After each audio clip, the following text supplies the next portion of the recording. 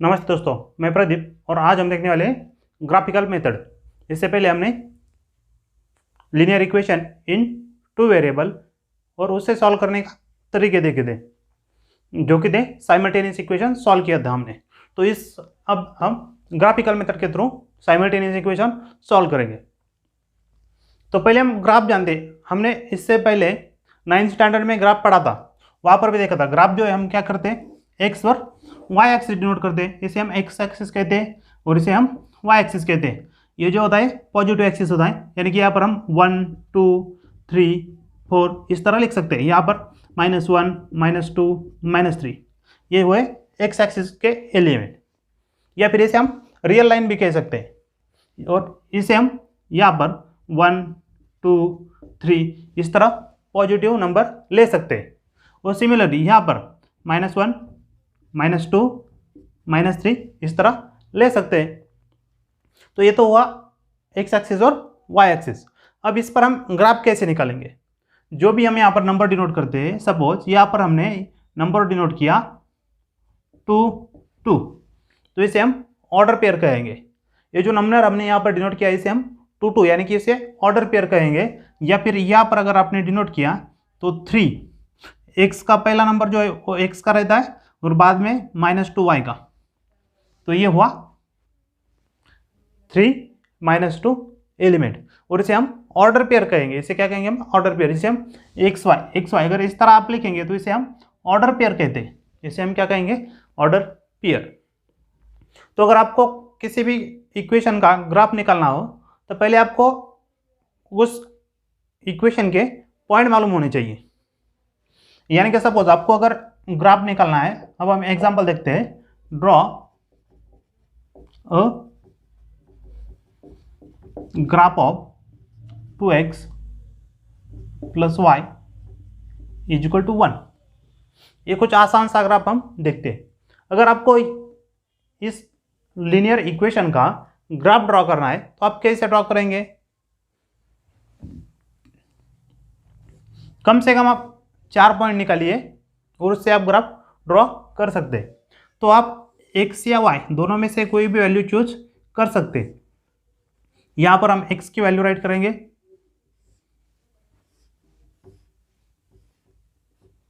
और यहां पर हम y की वैल्यू राइट करेंगे। इस इक्वेशन में अगर आपने x की वैल्यू डाल दी, सपोज आपने x की वैल्यू डाल दी 0, तो y की वैल्यू क्या हो सकती है, x = 0 हो गया तो y की वैल्यू क्या होंगी 1, सो y इज 1। या फिर आप इक्वेशन भी सॉल्व कर सकते हैं, यानी कि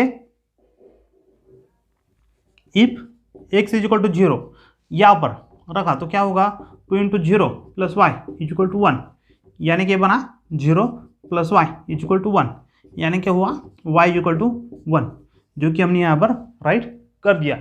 अब क्या करेंगे आप 0 यहाँ पर हम 0 नोट कर दें। 0 के नज़दीक जो नंबर है उसे ही ले लीजिए, ताकि आपको ग्राफ निकालने में आसानी हो, ज़्यादा दूर तक ना जाना पड़े। अगर आपने इससे आगे वाला x = 1 रख देंगे तो क्या होगा 2 × 1 + y = 1, तो ये तो हुआ 2 × 1 मीन्स 2 + y = 1। तो इस 2 को हम इस तरफ ले जाएंगे तो ये बन जाएगा y = 1 - 2, यानी कि y क्या हुआ -1। तो y की वैल्यू हुई -1 कब, जब x की वैल्यू 1 हो। अगर हमने x की वैल्यू -1 रखी तो इसी तरह आप आगे सॉल्व कर सकते हैं। अगर हमने x की वैल्यू -1 रखी तो -2 बन जाएगा, यहाँ पर +2 हो जाएगा और y = 1 + 2 यानी कि 3। अगर x = 2 रखा तो अगर आपने x = 2 रखा तो 2 × 2 4 बन जाएगा, यहाँ से इधर -4 हो जाएगा और -3 बन जाएगा। और अब आगे हम -2 रख देते। अगर आपने -2 रखा तो इस जगह ये -4 बन जाएगा, यहाँ पर ये प्लस हो जाएगा, सो 4 + 1 5, सो y = 5। तो ये ऑर्डर पेयर हुई। इसे अब हम ग्राफ पर रिप्रेजेंट करेंगे। तो अगर आपको इसे ग्राफ पर रिप्रेजेंट करना हो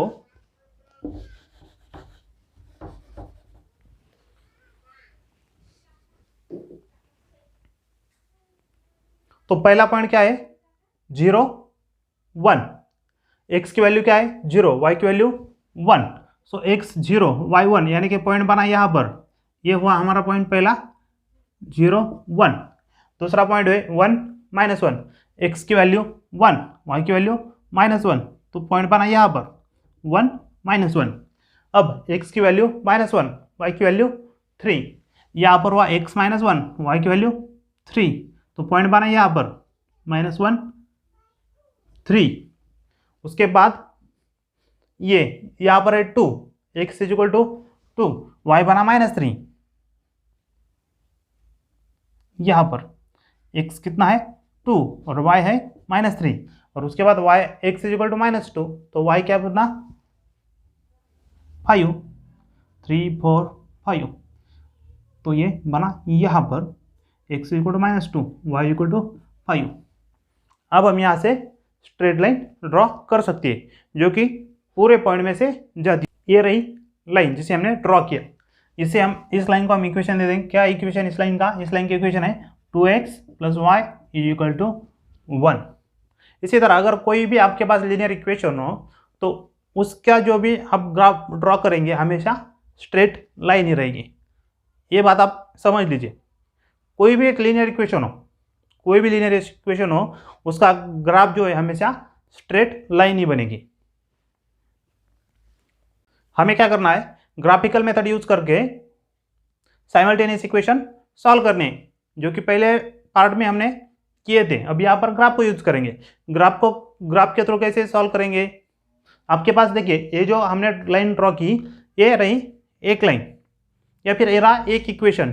अब हम दूसरा इक्वेशन लेते हैं। सपोज आपके पास दूसरा, इसे हम फर्स्ट कहेंगे और x - y = 0, ये आपके पास इक्वेशन है सेकंड इक्वेशन, और हमें इनको सॉल्व करना है या फिर इनमें से हमें ऑर्डर पेयर एक्स वाई निकालनी है जो कि इस इक्वेशन का सॉल्यूशन हो। तो कैसे निकालेंगे, हमने x - y = 0 इसलिए लिया कि थोड़ा आसान है। तो x - y इसकी लाइन क्या बनेगी, अगर आपने x जो भी रखेंगे उसका हमें क्या करना है,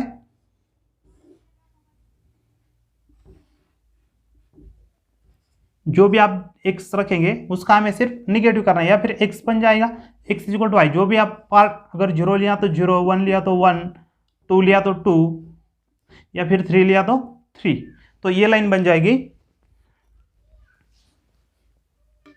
इस तरह ओरिजिन से होती हुई ये लाइन x = y, या फिर इसे हम कहेंगे x - y = 0 लाइन। जो भी ये वाला जो पॉइंट है, ये पॉइंट जो भी पॉइंट इंटरसेक्टिंग पॉइंट होगा उसे हम क्या कहेंगे, उसे हम solution of that simultaneous equation कहेंगे, या फिर ये जो है ये दोनों का सॉल्यूशन है। ये जो पॉइंट है ये क्या है, दोनों इक्वेशन का सॉल्यूशन है, इसलिए हम इसे क्या कहेंगे, सॉल्यूशन ऑफ साइमल्टेनियस इक्वेशन।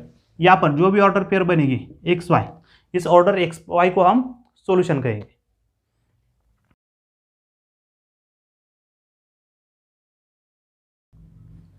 अगर आपके पास ग्राफ है,